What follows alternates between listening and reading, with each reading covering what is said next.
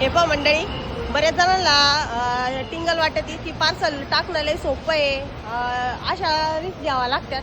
आता काल पावसा पाण्याचं कालपासून पार्सल आम्ही कट करत होतो। सकाळीच 1000 डोळ्यांचं पार्सल जे आहे सकाळी पाऊस चालू होता तरी पण ऋतिक पप्पांनी कट करून आम्ही दोघांनी पॅक करून आपल्याला संगमनेरच्या एसटी स्टँडवरती घेऊन आलो होतो। इथे येऊन जवळपास 1 तास झाला आम्हाला।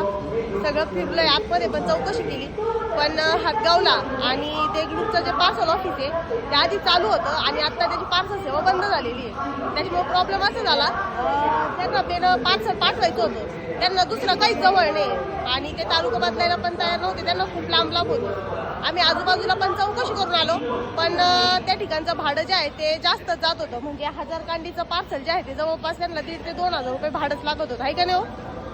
कुरिअरने किती 1,500 रुपये भाडं म्हणली? 1,500-1,800 रुपये हिशोब काढला, 60-65 रुपये 70 रुपये किलो होत होतं। तर त्याच्यामुळे आम्ही ते कॅन्सल केलं।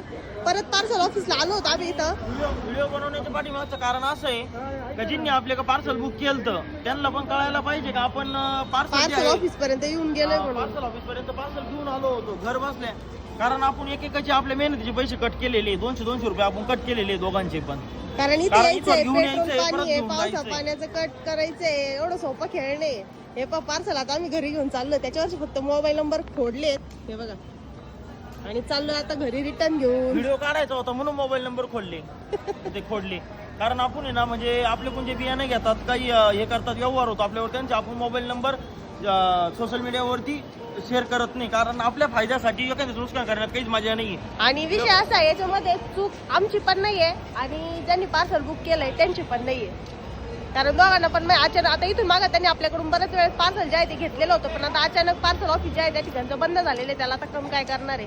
आणि बाकीच्या ठिकाणचे जे पार्सल ऑफिस आहे तर ते पण खूप लांब आहे त्यांना। देगलूर आलेला मुखेड जवळ होतं पण दोन्ही ठिकाणी पार्सल बंद आहे, बाकी सगळे 100 किलोमीटर अंतरावरती, पण त्यांचं तिथं कोण नाही तिथून घेऊन पाठवायला, त्याच्यामुळे कॅन्सल झालंय।